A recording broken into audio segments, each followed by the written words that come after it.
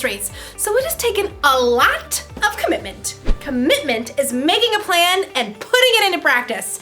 I made a plan, and I practiced a lot.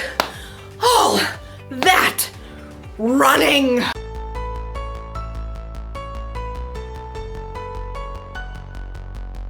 And strength training.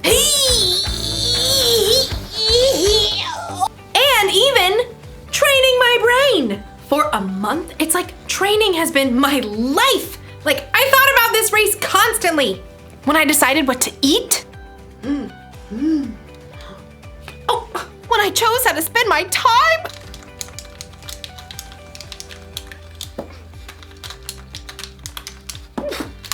From morning until night, I kept my mind on the race. That's what you gotta do when you truly commit to something. Like, you've gotta live like it's important to you. Today's story is about a woman who lived her whole life that way. I'll see you when you get back. I've gotta get this party started! The Bible. It's 66 books of history, stories, letters, and poetry that fit together to form God's one big story. The epic adventure of how He created us and loves us so much that He made a way to rescue us. As we travel through the Bible, from Genesis to Revelation, we discover people who met God and found their lives changed forever. Now, for an amazing story, inspired by the book of Mark, chapter 12, verses 41 through 44. When Jesus rode into Jerusalem on a donkey the week before Passover, the crowds were excited. Hosanna! Blessed is the one who comes in the name of the Lord! Hosanna! In the name of the Lord! But the religious leaders were not. He's turning the world upside down. We'll have to fix that, won't we? All week, the religious leaders sent men to try trapping Jesus with trick questions. Teacher, is it right to pay taxes to Caesar? Every time, Jesus gave a wise answer that caught them off guard. Give back to Caesar what belongs to Caesar, and give back to God what belongs to God. Jesus knew the religious leaders were so puffed up with pride, they didn't want people to listen to anyone else. Jesus even warned the crowds about them. Watch out for the teachers of the law. They love to have the most important seats. They take over the houses of widows. They say long prayers to show off. One afternoon, Jesus and his disciples visited the temple. They sat down to rest for a moment across from the box where people came to put money they offered to God. Perhaps the disciples, mostly poor fishermen themselves, were impressed by the rich men giving gifts. Check out his robes. I think they actually might be silk. Jesus watched the rich men dropping handfuls of gold coins into the box. He knew that, like the religious leaders, they were proud to show how important they were. Check this out, world. Money, money, money. Always sunny in a rich man's world. Even though these wealthy men were giving impressive amounts of money, Jesus knew they had so much, this was easy for them. Simply a drop in the bucket. Huh. She looks a little out of place.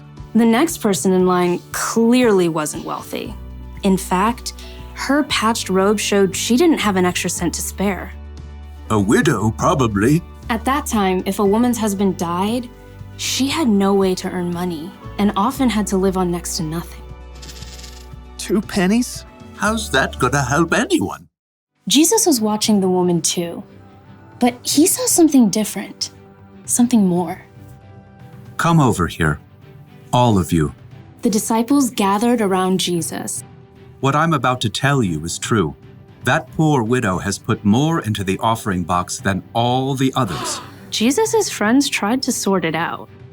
Excuse me, pennies versus gold? You couldn't buy an order of fish nuggets with that. Jesus knew what his disciples were thinking. The others all gave a lot because they are rich, but she gave even though she is poor. She put in everything she had. That was all she had to live on. Oh. When you put it like that. The rich men, like the religious leaders, were concerned with what things looked like on the outside. They didn't want to give in a big way that might force them to change on the inside. But the poor woman, who had almost nothing, chose to give everything.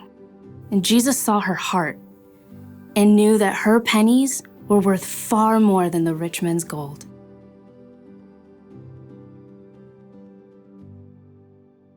Nobody else thought a poor woman giving 2 small coins was a big deal. But Jesus saw the truth. Other people gave because they were rich.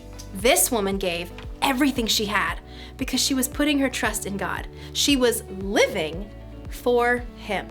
And that's something to celebrate. Woo! Yeah! Living for God is about more than giving money.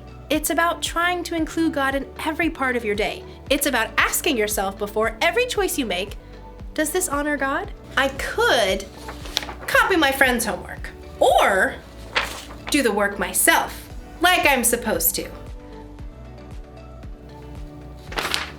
I'm gonna do the work. Or ask yourself, does what I'm about to do show love to others? My friend didn't get me anything for my birthday. Should I get even by giving her nothing? Or should I forgive her?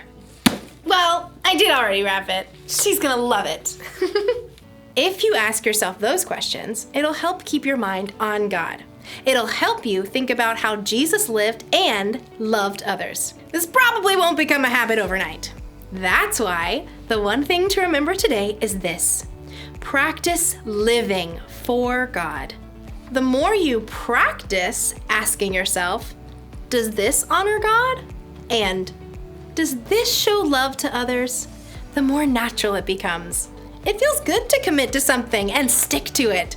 I'm glad I committed to running a 5K. I feel stronger and healthier, and between you and me, I think I'm going to start training for another one. But first, we celebrate!